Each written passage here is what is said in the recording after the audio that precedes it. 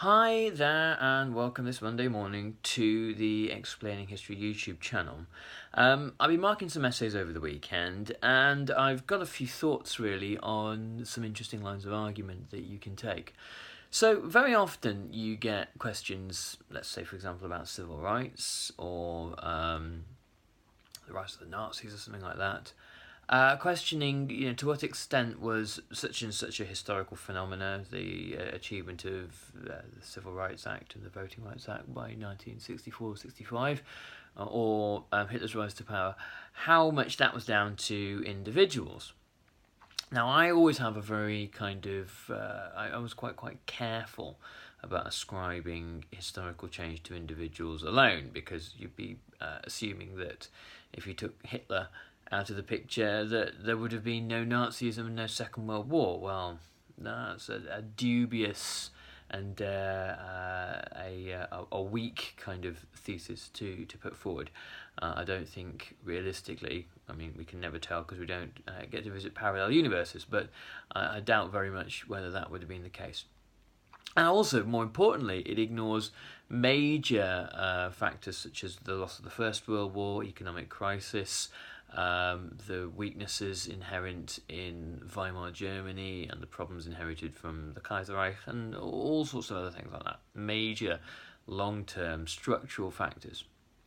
If you look at civil rights, Martin Luther King, other significant figures such as W.B. Du Bois and A. Philip Randolph and people like that, hugely important.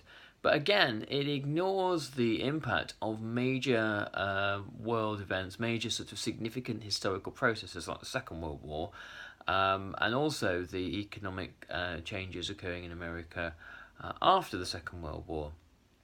And so it also ignores other major players such as the role of the federal government and also the role of thousands and thousands of unknown or anonymous civil rights workers and activists and millions of ordinary Americans throughout the period.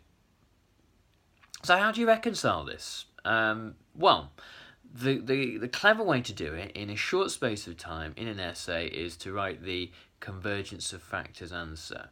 You can say that change doesn't happen because of individuals. Change doesn't even happen because of governments. Change happens when significant historical forces interact. So, for example, change happens during the civil rights movement when you have a motivated and politicized grassroots, a highly articulate leadership such as Martin Luther King, who's highly strategic, and the right kind of social and economic changes happening in the background. The economic changes happening in the South, and the realization by kind of southern businesses that the game is up really, and that that there will have to be some kind of significant shift in the South.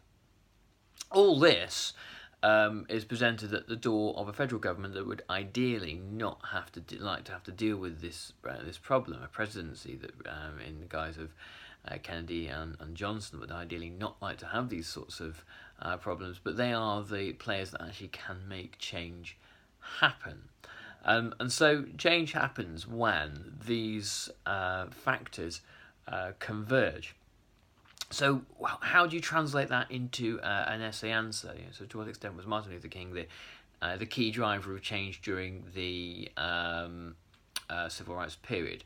Well, the line of argument really is that the question itself is sort of wrong. Don't put that, by the way. The examiners will get very cross. But the question itself is slightly redundant. The line of argument really is that it is a confluence of factors, a convergence of factors that bring about change, and that individuals on their own tend not to be able to do this, or if we think that they do, I mean, this is part of a kind of concluding answer, our view that individuals are the drivers of change really historically negates the importance of these big long term historical factors, and also the work of the kind of the anonymous masses, those who have toiled towards civil rights. So then, anyway, there's a thought for you, and I hope you find that useful. Thanks. Bye bye.